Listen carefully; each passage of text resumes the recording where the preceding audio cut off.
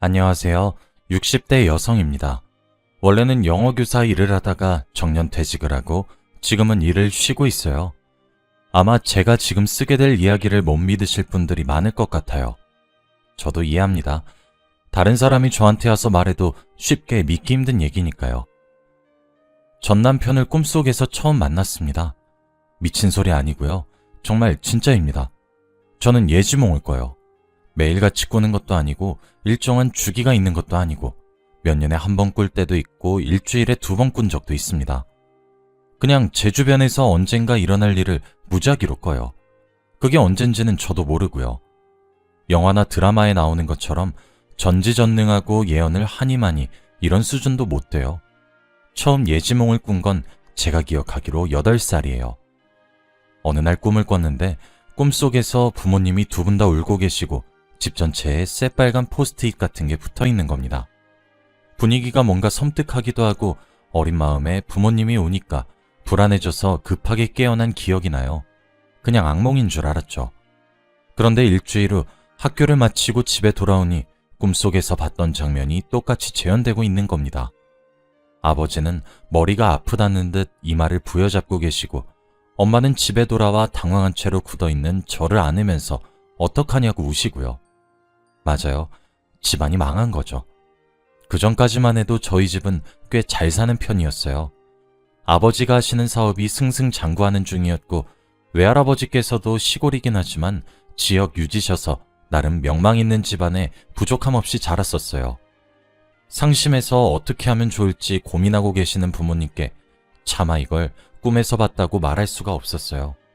8살이었지만 제가 감히 끼어들 분위기가 아니란 걸 알 수 있었거든요. 외할아버지께 도움을 청하자고 어머니가 말했지만 아버지는 자존심 때문이었는지 극구 반대하셨다고 해요. 결국 저희 집은 좁디 좁은 단칸방으로 이사가게 되었습니다. 온수는커녕 겨울에는 아예 수도관이 얼어 물이 안 나오기도 하는 그런 집이요. 화목했던 저희 집은 이제 온데간데 없었어요. 부모님은 매일같이 싸우시고 아버지는 일자리를 구할 생각도 없이 술이나 마시면서 집에 눌러 앉게 됐죠. 생활력이 없던 어머니가 결국 가장이 되었어요. 태어나서 나한테 처음 부려지면서 설거지를 하시고 부업으로 삭바느질도 하시고 정말 힘들게 살았죠. 그런데 또 꿈을 꾸게 되었어요. 이번엔 저랑 엄마, 외할아버지, 외할머니가 분위기 좋은 고급 레스토랑에 앉아 식사를 하고 있는 거예요.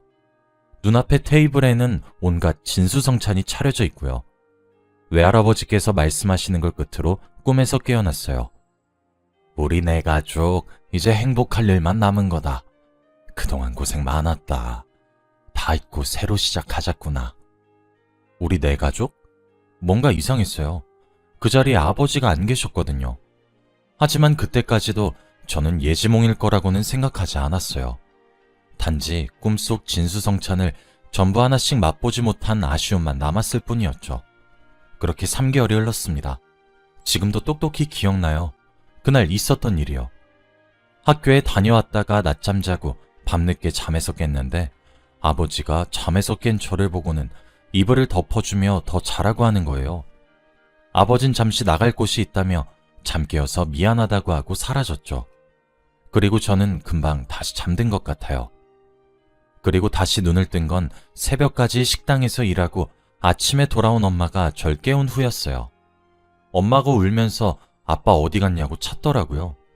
심상치 않은 분위기에 저는 아빠 어제 볼 일 있다고 해서 밤에 나갔어 하고 대답했죠. 그랬더니 엄마가 더 크게 소리내서 엉엉 우시는 거예요. 주위를 둘러보니 옷장에 옷가지가 마구잡이로 파헤쳐져 있고 엄마가 결혼할 때 들고 온 황금돼지는 사라져 있었고 원앙 조각은 깨져 있었어요. 아버지가 엄마를 떠났다는 걸 금세 알 수 있었죠.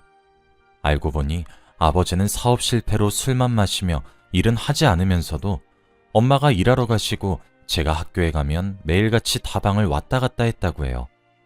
동네 어른들이 나중에서야 자기들도 알았다며 알려주시더라고요. 그러다가 다방 종업원이랑 눈이 맞아 야반도주한 거죠. 그 와중에도 엄마가 외가에서 가져온 예물 등 최대한 돈이 될 것들을 챙겨서요. 저흰 더 이상 그 동네에서 살 수가 없었어요. 아버지는 야반도주하고 살림 미천이랄 것도 없고 동네 사람들이 그 집이 저 집이라며 수군댔죠. 얼마 안 있어 엄마는 저를 데리고 외갓집이 있는 시골로 내려가셨습니다. 외할아버지와 외할머니께서는 그런 엄마와 저를 안쓰러워하면서도 차라리 이걸로 됐다고 좋아하셨어요. 알고 보니까 엄마와 아버지가 결혼할 때 외할머니와 외할아버지는 반대했다고 하셨어요. 그 당시엔 아버지가 가진 재산이 쥐뿔도 없었고 그렇다고 한 가정을 끝까지 책임질 만한 성격도 영 아닌 것 같다면서요. 이제 와서 따지고 보면 외할머니와 외할아버지의 판단이 옳았던 거죠. 엄마가 시골 외할아버지 댁으로 내려와서는 한동안 우울해 계셨어요. 아무래도 본인 사랑이 실패했다는 좌절, 그래서 친정의 도움을 받아야 하는 신세에 대한 수치심, 이런 거였겠죠. 그런 엄마를 달래기 위해 데려간 곳이 전에 꿈에서 봤던 그 레스토랑이었어요. 외할아버지가 일부러 멀리까지 데리고 가주셨죠. 엄마에게 너무 창피할 것 없다고. 오히려 외할머니랑 자기는 이렇게 매일 딸내미랑 손녀 얼굴 보는 게 좋다고 하셨습니다. 그러고는 꿈에서 했던 말과 똑같이 우리 네 가족 이제 행복할 일만 남은 거다. 그동안 고생 많았다. 다 잊고 새로 시작하자꾸나. 하고 말씀하셨죠. 그때쯤 뭔가 이상한 걸 느꼈습니다. 하지만 대부분의 꿈들이 그렇듯이 깨고 나면 빨리 잊어버리고 하잖아요. 아무리 기억을 되짚어도 뭔가 흐릿한 기억만 남아있어서 별 수 없이 다시 아무 일 없었다는 듯 저는 일상으로 돌아왔습니다. 시골로 오면서 학교도 전학 가게 된 저는 그닥 친구가 많지 않았어요. 아직 어린 나이에 겪지 않았으면 좋았을 일들은 수차례 겪고 나니까 저도 이게 철이 든 건지 아니면 상처를 입었던 건지 사람이 냉소적으로 변하더라고요. 당연히 차가운 성격이 같은 초등학생인 아이들 사이에서 인기가 많을 리도 없고 서울에서 왔다더니 싸가지가 없다는 식으로 뒤에서 뒷담화도 여러 번 들었습니다.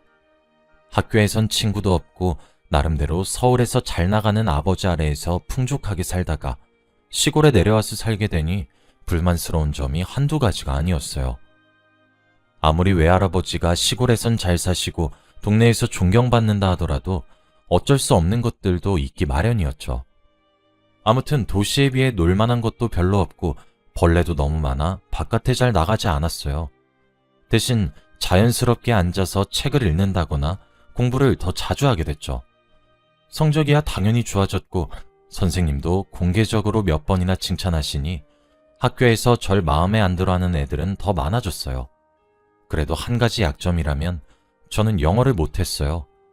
처음 영어를 배울 학년이 됐을 쯤 집안 사정이 안 좋았던 탓인지 그때는 공부에 집중하기 힘들었거든요. 그렇게 기초를 탄탄히 다질 시기를 놓치니까 그 뒤로는 손을 대보려고 해도 머리에 잘 안 들어오고 그렇다 보니까 과목 자체가 지루하고 재미없으니까 더더 하기 싫어지고 이런 악순환의 반복이었어요. 하루는 꿈을 꿨는데 꿈속에서 제가 교탁 앞에 서서 학생들을 가르치고 있는 거예요. 그것도 영어 과목을요. 분필을 잡은 손으로 저는 알지도 못했을 영어 문장들을 쓰면서 해석하는데 일어나서는 이게 무슨 개꿈이야 싶었죠. 다른 과목 성적은 좋은데 영어만 못하니 그 걱정 때문에 그런 꿈을 꾸게 된 건가? 꿈은 반대라더니 맞는 말이네 하며 속으로 혼자 웃었습니다. 그게 나중에 제가 영어 교사가 될 거라고 알려준 예지몽인 줄도 모르고요. 시간이 조금 더 지나 저는 고등학생이 되었어요. 그동안 예지몽을 꾸는 일이 드물어지기도 했고 중학교 때 데자뷰라는 현상에 대해 배웠어서 어라? 나 이 장면 꿈에서 본 것 같은데? 싶었던 건 전부 데자뷰라고 생각하고 말았어요. 그러다가 어쩌면 제 인생에서 가장 중요하고도 할 수 있는 예지몽을 하나 꾸게 됩니다. 꿈속에서 저는 횡단보도 앞에 서 있었어요. 신호등을 기다리는 것 같았죠. 바로 옆에는 남색 정장을 입은 어떤 남자가 서 있었고 주변에도 저처럼 신호등이 바뀌길 기다리는 사람들이 여러 서 있었죠. 제 옆에 그 남자는 깔끔하고 선한 인상이었어요. 입가에는 미소를 띤 채로 맞은편 공원을 보고 있었죠. 어쩐지 꿈인데도 눈을 뗄 수 없을 만큼 계속 쳐다보게 됐어요. 그러다가 신호등이 초록불로 바뀌고 남자가 앞서 걸어나가는 걸 보고 저도 뒤늦게 따라가려는데 그 순간 옆에서 돌진해오는 트럭에 남자가 치인 거예요. 꿈인데도 너무 놀라 연기가 피어오르는 사고 현장을 멍하니 지켜보는 걸 끝으로 꿈에서 깨어났어요.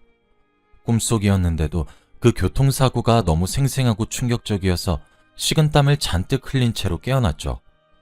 깨어났는데도 사고당한 그 남자의 얼굴이 떠나질 않았어요. 제가 사고를 낸 것도 아니고 그 남자를 밀친 것도 아니고 가만 생각해보면 그냥 꿈에서 일어난 일이고 현실도 아닌데 왜 그런 마음을 갖게 되는지 스스로가 이해되질 않았습니다. 한동안은 그 꿈만 생각하면 괜히 울적해지고 수업에 집중을 못할 정도로 싱숭생숭하고 그랬네요. 그래도 시간이 지나서는 입시 때문에 그 꿈도 서서히 잊혀져 갔지만요. 고등학교에 가서도 나름 공부를 좀 했던 저는 나름 욕심이랑 자신감이 있었어요. 그래서 다 제 성적보다 조금씩 높은 곳에 입시 원서를 넣었죠. 학교 이름에 욕심을 부리면서 나름 가능성 있는 곳에 지원하게 되다 보니 원하는 학과는 포기해야 했어요. 그러다 보니 영어 교육과에도 지원하게 됐죠. 원서를 한 장만 넣은 것도 아니고 딱 하나만 합격할 것 같지도 않아서 저는 여유를 가지고 생각했어요. 저건 그냥 보험이고 다른 학교나 다른 학과 넣은 거 붙으면 거기로 가도 되니까 하고요. 그런데 막상 입시 결과를 보니 영어 교육과에 지원한 것 말고는 전부 떨어졌더라고요. 무슨 이런 경우가 다 있나 싶었지만 입시를 한 번 더 준비하기도 싫었던 저는 결국 영어 교육과에 들어갔어요. 학창시절 그렇게 싫어하던 영어를 결국 전공으로 잡게 되기까지 한 거죠. 대학교에 진학해서는 영어가 싫었지만 그래도 열심히 하긴 했어요. 그냥 대학까지 와버린 거 내가 할 수 있는 일에나 집중하자 이런 마음가짐이었죠. 그렇게 살다 보니 저는 어느새 영어 교사로 일하고 있더라고요. 그때가 제 나이 26살이었습니다. 대학을 다니게 되면서 저는 시골 외할아버지 집을 떠나 다른 지역에서 혼자 살고 있었어요. 엄마는 제가 대학을 졸업하고 시골에 다시 돌아와서 선생 일을 하길 바라는 눈치였는데 글쎄요. 시골에 살았을 때 특별히 좋았던 기억이 없기도 하고 학교도 훨씬 많은 도시에서 일하는 게 나을 것 같았어요. 그래서 직장도 도시에서 구하게 되었죠. 하루는 걸어서 학교까지 출근하는 길이었어요. 그동안은 아침 일찍 일어나서 출근 준비하는 것만으로도 벅차서 그냥 버스를 타고 출근했거든요. 그런데 그날따라 일찍 일어나기도 했고 요즘 너무 운동을 못했다 싶어 좀 걷기도 할 겸 새로운 길로 걸어가서 학교까지 가고 있었죠. 그러다가 학교 근처 횡단보도에서 신호를 기다리고 있었는데 제 옆에 어떤 남자가 다가와 서는 거예요. 아무 생각 없이 얼굴을 보다가 정말 소리를 지를 뻔했습니다. 그 남자였어요. 제가 고등학생 때 꾼 꿈속에서 교통사고를 당해 죽은 그 남자요. 똑같은 인상, 똑같은 표정, 똑같은 남색 정장. 바쁘게 살면서 잠시 까먹고 있었다지만 다시 보자마자 바로 떠올랐어요. 이 남자가 꿈속의 그 남자가 맞다는 것과 그 남자가 바라보는 횡단보도 맞은편의 공원까지요. 꿈속에서 본 인물, 꿈속에서 본 장소 그대로였어요. 그리고 꿈속에서 본 것과 똑같이 시간이 흘러간다면 이 남자는 조금 뒤 옆에서 오는 트럭에 치여 죽는 거겠죠. 저는 소름이 돋기도 하고 이게 현실인가 싶기도 해서 어떻게 하면 좋을지 몰라 당황하고 있었어요. 불안한 심정으로 맞은편 신호등에 빨간 불빛만 주시하고 있었죠. 이윽고 초록색으로 바뀌더군요. 도저히 사람이 죽는다는 걸 알면서도 방치할 수는 없어서 저는 신호등의 초록빛을 보자마자 그 남자의 발을 세게 잡아당겨 뒤로 물러서게 했어요. 잠시만요 하고 크게 소리치는 동시에 트럭이 엄청 빠른 속도로 저희 눈앞을 지나갔죠. 저와 그 남자의 뒤에 있던 사람들도 제가 크게 소리 지른 탓에 놀라서 발걸음을 뗄 생각을 못했던 것 같아요. 결과적으로 아무도 죽지 않고 아무도 다치지 않았던 거죠. 바로 코앞에 트럭이 지나가고 남자는 깜짝 놀라서 바닥에 털썩 주저앉더라고요. 그러면서 자기 팔을 붙잡고 있던 제 손을 붙잡아 연신 감사합니다, 감사합니다 하며 인사했어요. 하마터면 죽을 뻔했는데 그걸 구해준 거나 다름없으니 그랬던 거겠죠. 저도 놀란 건 마찬가지였어요. 이 일을 통해 제가 가끔 꿨던 꿈들이 정말로 예지몽이었단 걸 처음 알게 된 거였거든요. 단순한 꿈이 아니라 예지몽인 걸 알고 저는 이유 모를 불안감이랑 두려움에 휩싸였어요. 그도 그럴 것이 사람이 죽을 수도 있었는데 예지몽 덕에 살린 거였잖아요. 제가 대체 무슨 이유로 그런 꿈을 꾸게 되는 건지, 이런 식으로 현실이랑 꿈을 어긋나게 만들어버렸는데 별 문제는 없는 건지, 이런 생각 때문에 바쁘게 자리를 피했죠. 그 남자가 절 붙잡았지만 뿌리치고 도망쳤어요. 그땐 완전 패닉 상태였거든요. 그런데 알고 보니까 저희 학교에 육아휴직 때문에 일을 쉬시는 과학선생님 대신 그날 새로 출근한 과학선생님이 그 남자였던 거예요. 교무실에서 겨우 진정하고 앉아있는데 그 남자가 걸어 들어오는 걸 보고 어찌나 놀랬는지, 학교에서 저를 보고 또 깜짝 놀라는데 저도 마찬가지였어요. 그분이 살해를 하려 하는데 괜찮다고 안 다쳐서 다행이라 말하니 죽어도 보답은 해야겠다 하시길래 제게 밥을 사는 걸로 타협을 봤어요. 그렇게 식사도 한번 같이 하고 같은 학년 담당인데다가 나이대도 비슷하니 말이 잘 통하더라고요. 학교에 제 나이 또래의 젊은 선생님들이 많이 없어 친구처럼 의지하고 친하게 지내게 됐어요. 술이라도 같이 마시는 날엔 지겹지도 않은지 제가 자기 생명을 구했다며 평생 고마워할 거라고 그때 일을 두고 말하곤 했죠. 그러면 예지몽에 대해 입이 근질근질하긴 했지만 미친 사람 취급을 받을 것 같아 그냥 조용히 이야기만 듣고 넘어갔습니다. 그러다가 얼마 안 있어 제가 웨딩드레스를 입고 결혼하는 꿈을 꾸게 되었어요. 어렸을 적 도망가서 생사도 모르는 아버지 대신 외할아버지 손을 잡고 입장하고 있었죠. 꿈인데도 결혼식장 조명이 너무 눈부셔서 처음엔 그 길 끝에 누가 있는지 얼굴을 알아보기 힘들었어요. 눈을 잔뜩 찡그리면서 계속 지켜보는데 글쎄 그 과학 선생님인 거 있죠? 또 깜짝 놀라서 꿈에서 깼어요. 하필이면 그때 그 선생님과 저 둘 다 서로에게 호감을 가지고 있던 상태라 뭔가 부끄러웠죠. 이건 과연 예지몽일지 아니면 그냥 그 선생님 생각을 최근에 좀 많이 해서 꾼 개꿈인지 한참을 생각했어요. 결과는 다들 아시다시피 네 맞아요. 예지몽이었어요. 얼마 안 있어 그 선생님에게 고백을 받고 저희는 꽤 오래 학교에서 비밀 연애를 하다가 결국에 결혼을 했어요. 사연을 시작할 때 남편을 꿈에서 처음 봤다는 제 헛소리 기억하시나요? 헛소리가 아니고 정말 사실이에요. 고등학생 때 꾼 꿈에서 남편을 처음 보고 그 꿈을 통해 죽을 수도 있었던 남편을 구하고 마지막엔 결혼까지 하게 된 거죠. 결혼식을 올리며 길끝에 서 있는 남편 얼굴을 현실에서 다시 보니 어찌나 반갑던지요. 어른이 되고부터 예지몽을 꾸는 횟수가 확연히 줄어들긴 했는데 결혼을 하고 난 이후부터는 더 안 꾸게 되더라고요.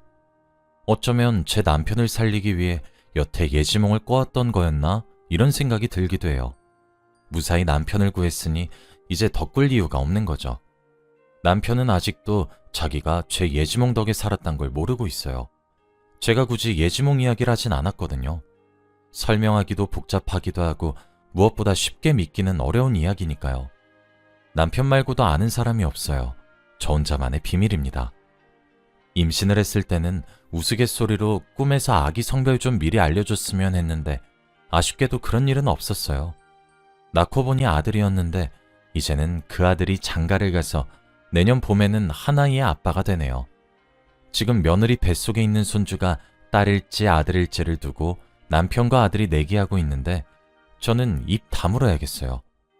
어제 며느리와 아들이 한 여자아이의 손을 각각 잡고 저희 집을 찾아오는 꿈을 꿨거든요. 아마 이게 제 마지막 예지몽이 아닐까 생각해요. 과학적 근거는 없지만 그냥 제 느낌이 그렇게 말하고 있습니다. 예지몽이란 것 자체가 과학적인 거랑 거리가 멀잖아요. 여전히 믿기 힘든 이야기인가요? 아무리 미래가 정해져 있다고 해도 하루하루 최선을 다해 사는 게 중요한 것 다들 아시죠? 제 이야기를 끝까지 들어주셔서 감사합니다.